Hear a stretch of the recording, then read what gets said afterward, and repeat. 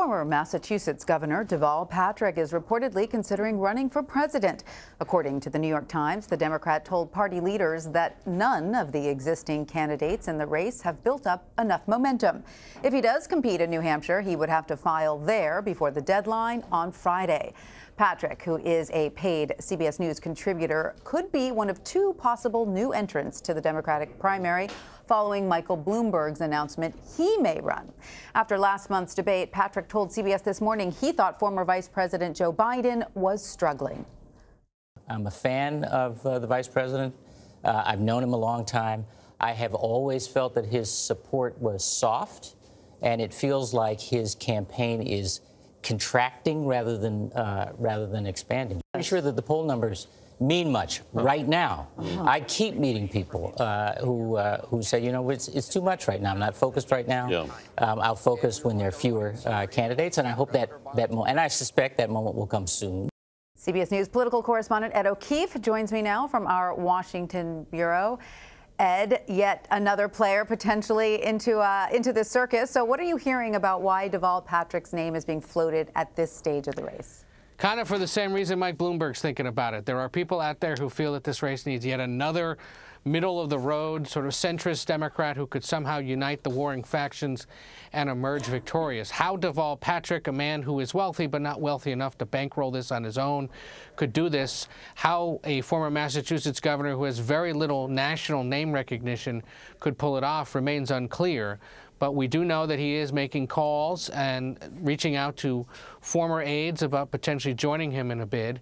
And if he wants to make this a viable campaign and one that competes in the early state of New Hampshire, he has until Friday to show up in Concord or send a check to state officials and get on the ballot. So right. He's crunched now for time, but it is something we're told that he is still seriously considering. And you mentioned, of course, very little national recognition at this time, unlike Michael Bloomberg, whom few more people know who he is. So let's delve into who he is exactly. I mean, since leaving office, Patrick has been working at the private equity firm Bain Capital, which was co-founded, interestingly, by Mitt Romney.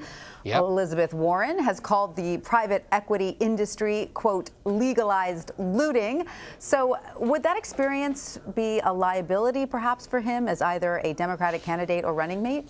From the moment he says go, yes, it would be, because Warren, Bernie Sanders, and others in the race would likely make hay of it. The Democratic Party spent all of the 2012 cycle essentially running against Mitt Romney and Bain Capital. Why it would now welcome a candidate who works there now would be dubious and somewhat hypocritical, probably, for at least some people who would have been involved in attacking Romney's work for the company back in the day. You know, Patrick has also done work for Texaco at a time when big oil is under scrutiny by Democrats. Previously did some work for Coca-Cola as well, but he would point out he worked in the Civil Rights Division of the Justice Department and, of course, served 2 terms as Massachusetts governor, has a compelling up from the bootstraps kind of story of somebody who came out of a pretty tough situation growing up to become a very successful attorney and, of course, statewide leader in Massachusetts. And so we'll see whether or not he has enough time, whether he can find enough interest and support in the next essentially 48 hours remains to be seen. All right. And you have some new information about the other potential new Democratic candidate in the room, Michael Bloomberg. What can you tell us about that? He is in Arkansas today, filing the paperwork there to get on the ballot for the state's Super Tuesday primary on March 3rd. He's been at the state capitol today, filing the paperwork himself. You see there, he tweeted out a photo of him submitting the paperwork. Today is the deadline in Arkansas to get on the ballot.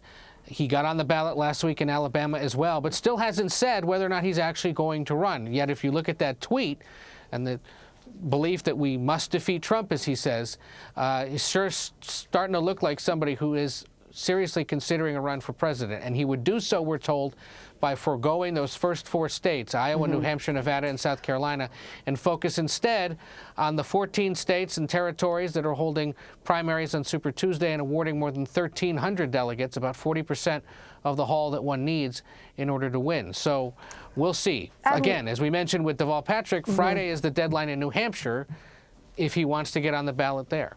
But Ed, why go through the motions? Why do all of this without saying he's going to run? Is he still gathering information, do you think? Has he still not made his decision? We know he has spent the last several years polling this, researching it, studying it pretty closely. So at this point, if he's doing this, it's based on some good evidence and some homework that he's done himself. But by going to these states that come later in the process and not going to Iowa, New Hampshire, Nevada, and South Carolina, he's at least signaling by showing up today in Little Rock that if he runs, he would go after those other states and try to pour some attention into them in terms of money and showing up in person. And that could be compelling and frankly gratifying to Democrats in those states who feel like by moving up their position in the primary calendar, this is exactly what they're looking for. But whether or not a billionaire media mogul and former mayor of the nation's largest city would resonate in those states, of course, remains to be seen. All right. And Ed, on the Republican side of the race, former South Carolina Governor Mark Sanford is dropping out after failing to see much support in the polls. Does this weaken the Never Trump movement within the Republican Party? Depending on how powerful one thinks it was, yes. For someone who once told his spokesman to go tell the press that he was out hiking the Appalachian Trail when he went missing, today perhaps is an Appalachian fail. He is dropping out of the Republican primary race to challenge President Trump, leaving essentially just the former Massachusetts Governor William Weld, Deval Patrick's predecessor, one of his predecessors, and the former Illinois Congressman Joe Walsh is the only other viable Republican still in the race. But remember, the president has overwhelming support from Republicans, not only in the early primary states, but across the country. Sanford told reporters on the steps of the New Hampshire State House, where he had intended to file for the primary, that his focus on the nation's growing debt and his determination to take on the president has been drowned out in part by the ongoing impeachment saga, making it very difficult for him to capture any attention from Republicans or the news media or the general public. And Ed, meanwhile, the country's largest nurses union, National Nurses United, is endorsing Bernie Sanders in 2020, as they did in 2016. NNU is a strong supporter of Medicare for all. Should we take anything away from the fact that they chose Sanders over Elizabeth Warren? Just that they're consistent in their support of him and their support of Medicare for all as written by Sanders. Obviously, other versions of what other candidates would call Medicare for all have been written, but it is not the original text as conceived by Sanders. And so this is a good shot in his arm, because this is a union that has membership all across several key early primary states. And it's a reminder that there are elements of the Democratic Party, especially in the labor union movement, that hold the views similar to those of Sanders and could be a big factor for him in some of these early states. And speaking of Sanders, we should mention he's coming out with some early harsh criticism of Bloomberg, saying, this is not a race that a billionaire is going to buy. Exactly, and certainly by being endorsed by a union that is this big and represents people like nurses, it's a good reminder of the kind of people Sanders would be drawing support from, and the kind of folks that Bloomberg would either have to convince otherwise. Absolutely. All right, Ed O'Keefe, we thank you so much. Take care.